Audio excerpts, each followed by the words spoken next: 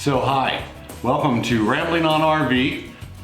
Just got a couple of mechanical things we're going to show you this week. I'm going to walk you through a little bit about my generators and how I try to provide maintenance for them. And then the other thing I wanted to show you is this quirky little devil that's called a puck light, like hockey puck, right? And it goes up in your ceiling of your RV, and these spring dog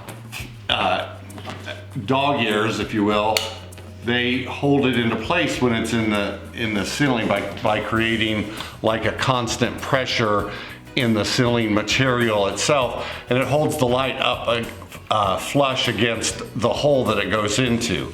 And the reason I want to show this to you is because I found out something about this that I did not know that I think is interesting.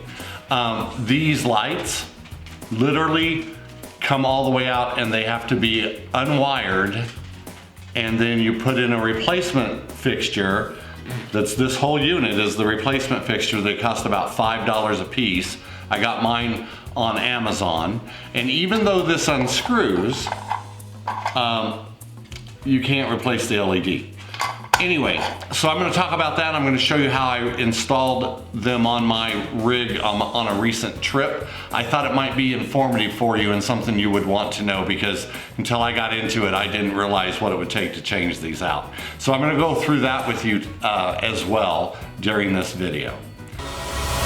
You could be larger than life, bigger than the world, living out the hopes and dreams of every boy and every girl.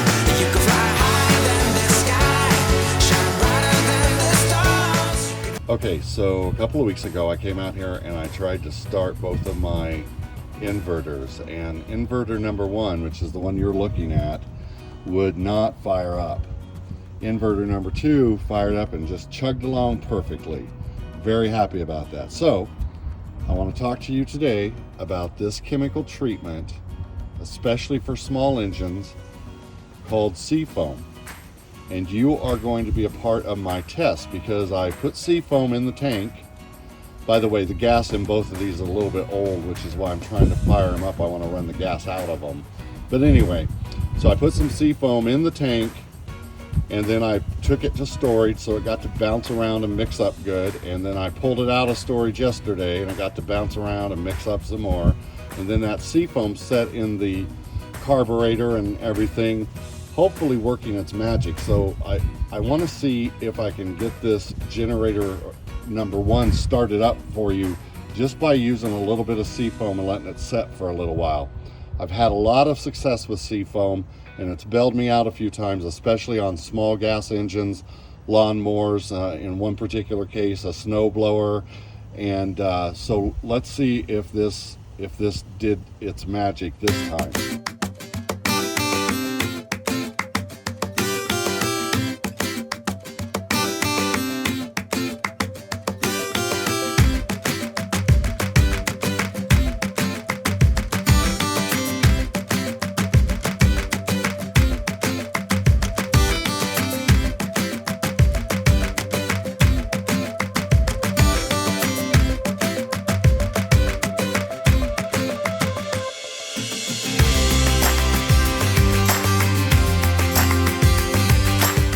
Okay, so I was cranking on it. You saw me. I'm gonna let it sit just a second, make sure some Seafoam got into that carburetor good, and I'm gonna come back and try again. Okay, y'all.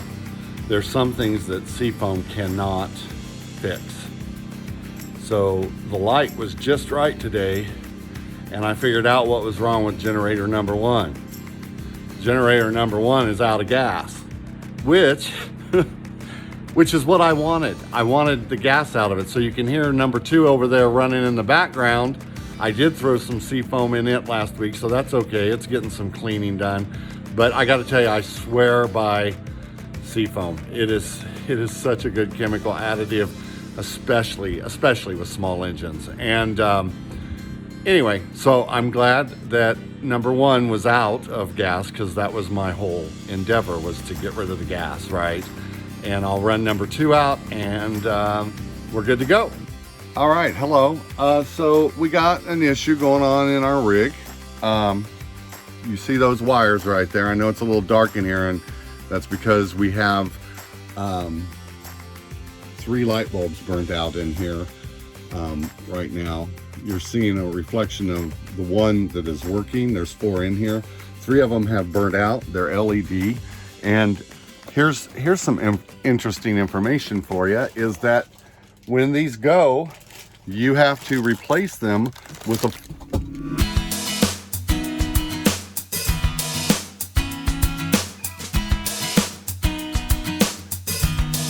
So when these go out, you have to replace them with the full fixture. So you have to wire it in, and that's why the wires are hanging right here. And you have to, they are held in by a spring grip. There's 2 dog ears on each side that are spring loaded. And so when they go out, you have to replace them, the whole fixture. So I'm going to show you how to do that. I went to the Big Blue store yesterday and got me some wire nuts, because the original way they were in, they were soldered, and no, they weren't soldered, but they had those little butt connectors, and I don't like using those. I prefer to go with the wire nuts. So I'm going to install this one, and I'm gonna bring you along with me. All right, so I've got my 2 wire nuts, and I've got my fixture, and I'm just gonna go. This has a white and black wire. These are, one is black and white striped, and one is white. So I'll put the black to the black and white striped. I'll put the white to the white. I'll wire nut them. I'll stick the wiring back up inside the ceiling there. And then I'll deal with these spring tabs, get it up in there, and then the tabs will hold it in place. So pretty cool setup, right? I think it's kind of goofy that you have to replace the whole fixture. I actually looked, if you look at these, on my existing lights anyway, I haven't unscrewed this one, but these tops, they come off. Just the cap does. So when you take that off, what you have inside there is a soldered in LED panel. And I did see a video where somebody replaced his LED panels, the little dots, right? That whole panel comes out. I saw a video where somebody did that. I am not that skilled, never will be. These are about $5 a piece, so they're about the cost of a average LED light bulb anyway. So I think the intention from the makers is that you replace the whole fixture each time. Again, I think that's a little bit goofy, but who am I, right? I'm not an engineer. So I'm gonna take this now. I'm gonna take the white to white, black to black, correct? And I'm just gonna twist these wires together. And a couple little tricks about wire nuts, and you may know this.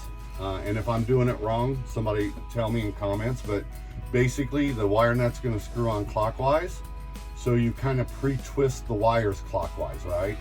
So, and then you just push and twist the wire nut on there.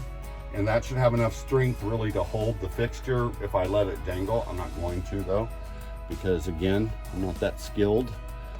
And then again, you take your black to black, or in this case, black to black and white stripes. I don't know if you can see it. Anyway, so I got my black. Again, I'm gonna pre-twist the wires. Oh, look at that! Look at that. We got, by the way, we bought soft white this time. The ones that were in here that came with the rig were harsh white or hard white or whatever. You could literally perform surgery in here. They are that bright, and we did not like the brightness of them, never have. And those bright ones are throughout the rig. Never liked them. And so as we replace them, and trust me, we're going to end up replacing all of them, right? We're going to go to soft white each time, because that bright white is just way too harsh. So this might get a little tricky, because when I Here's the thing about these spring tensioners that hold these fixtures in. They literally are a lot like a mousetrap. So pulling them out is ridiculous. I got myself pretty good, but putting them in should be a little bit easier. There it is. Look at that. I am an RV mechanic. Anyway, so that's our new soft light fixture. I've got 3 more of these to put in here. Just thought I would share that with you for a minute, and yeah, have a great day. Okay, so just a couple more little tips on this. I want to show you how I pull one out, because man, those springs will get you. They're dog ears and they're spring tight, right? And they slam down as you pull it out. So I'm going to show you that real quick, and I'll probably hurt myself. But the other thing that I wanted to tell you is make sure that you get the right size for your rig. These are coming several different sizes. You need to make sure that you get the right size. I'm trying to look at mine because we got the right ones, but I can't remember what they are. Anyway, make sure you get the right size. It's based on the diameter. I think ours are 3.5 or 4.5. Not to confuse you. And the other thing that I will tell you is these come with screws, and some of the rigs, depends on your model and your manufacturer, some of the rigs require little bitty Phillips that hold them into a ring, right? And that's not a bad way to go. So inside of here, there are little holes for you to actually mount these using the screen, which is probably why these covers come off, because the screen is on the flange, or the screw, excuse me, the screw is on the flange. So anyway, that's just another tip for you. So to get this out, there is a trick to it. I'm not sure I know what it is. I think I saw it on YouTube, because if you don't do it right, man, it's gonna bite you. These things these little dog ears just slam down, and it's kind of like a mouse trap. And I don't know about you, but when it happened to me, I said a really dirty word. So anyway, let's see here. So here it is, right? Here's the little beast. And I can tell that the springs are on these two sides because it's not on this side. So I'm gonna keep my fingers away from those edges, right? And I'm gonna just kind of pull down and hope I don't hurt myself again. Let's see here. There it is, and it's gonna pop. You can tell I'm gun shy, right? Ooh, almost got me. All right, hold on now. There it goes. So there it is, right? And there's enough wire there.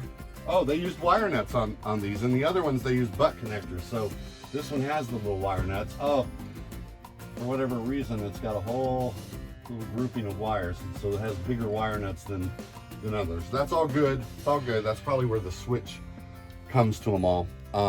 Anyway, so just wanted to show you how you pull them out. You just got to be real careful, unless you like pain. Or another trick, and I almost did it today, but I forgot, is just wear gloves, right? That way if it slams on you, it won't get you as bad. Hey, hope you enjoyed what you just saw, and I hope it helps you out a little bit along the way as we all ramble on. If you liked the video, please give it a thumbs up. Please subscribe. We love our subscribers. And share, okay? And we'll see you next week.